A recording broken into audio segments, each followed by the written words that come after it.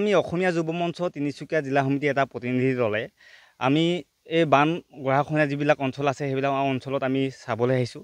আমি আহি ইয়াত উপস্থিত হৈ দেখিবলৈ পাইছোঁ যে আচলতে এই বুঢ়ীডিহিং আৰু টিয়াপ নদীয়ে আৰু সম্পূৰ্ণৰূপে কেইবাখনো নদী কেইবাখনো গাঁও ইয়াত কবলত পৰিছে বুলি ক'ব লাগিব, গৰাখহনীয়া কবলত পৰিছে বুলি ক'ব লাগিব। আমি ইয়াত দেখিবলৈ পাইছোঁ যে আচলতে বিশেষভাৱে মাৰ্ঘেৰিটাৰ সমষ্টিৰ বিভিন্ন অঞ্চলত ইতিমধ্যেই পানী কবলত বুলি ক'ব লাগিব। কেইবাখনো গাঁও নিচিন্ন হৈ গৈছে ইতিমধ্যে, আৰু কেইবাখনো গাঁও নিচিন্ন হোৱা পথত। গতিকে আচলতে এই চৰকাৰখনে যেনেধৰণে গৰাখহনীয়া সমস্যাৰ ওপৰত যেনেধৰণে ৰোধৰ ওপৰত যেনেধৰণে ব্যৱস্থা গ্ৰহণ কৰিব লাগিছিলে, ইয়াত সম্পূৰ্ণভাৱে বিফল হৈছে বুলি আমি অসমীয়া যুৱ মঞ্চৰ তৰফৰ পৰা আমি ক'বলৈ বিচাৰিছোঁ।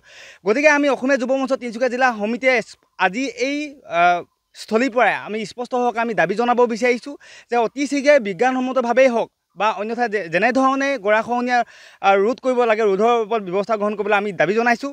আৰু নহ'লে যে এই যে ইয়াত এখন গাঁও আছে, ইতিমধ্যে আপোনালোকক ক'ব বিচাৰিছোঁ যে কেইবাখনো গাঁও নিচিন্ন হৈ গ'ল আৰু কেইবাখনো গাঁও ইতিমধ্যে নিচিন্ন হোৱাৰ পথত। গতিকে ইয়াত যে গাঁও